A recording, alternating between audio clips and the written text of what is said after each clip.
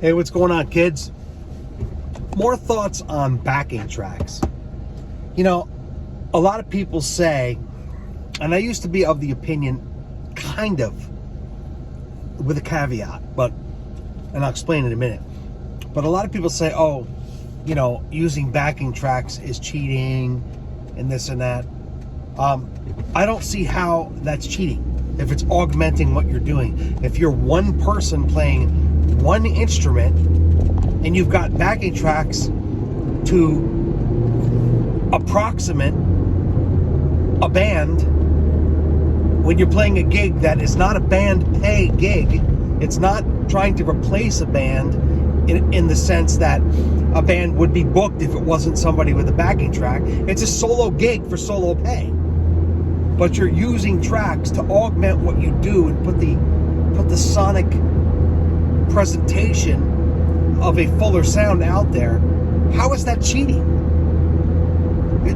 I've never thought it was cheating. I just thought it was too constrictive for what I want to do, because I like to be able to do things with different arrangements. I like to be able to go off on different tangents and vary keys, not keys a little bit, but nowadays, but I like to vary, the vibe and, tempo. So you can't do that with tracks. It's just like, it is what it is. And even bands that use them to augment for instruments that aren't there anymore, or the fact that you need a huge choir behind you and you don't have a choir, you can't tour with a choir. There's no budget for a choir. So you've got some backing vocals in there that you and your band sang in the studio, but somehow that's cheating. When it's harder than anything, you're playing along to a click in your ear, or rhythm tracks, or claps, or whatever. It's not cheating. And I will also say, if you're talented at what you're doing, like if I use backing tracks because I can sing and play, it's not going to have any negative impact on my show whatsoever. I'm going to kick ass. People are going to like it. There's a guy locally named Rob. He uses tracks. He's a great guitar player. He sings his ass off. He works his ass off. Okay? It's only if you are mediocre, which is unfortunately most people out there. Most of you guys and girls out there, you're trying your best, but you were never full-time musicians. I'm certainly not, the engineer you are. I never went to school for it and spent 20, 30 years.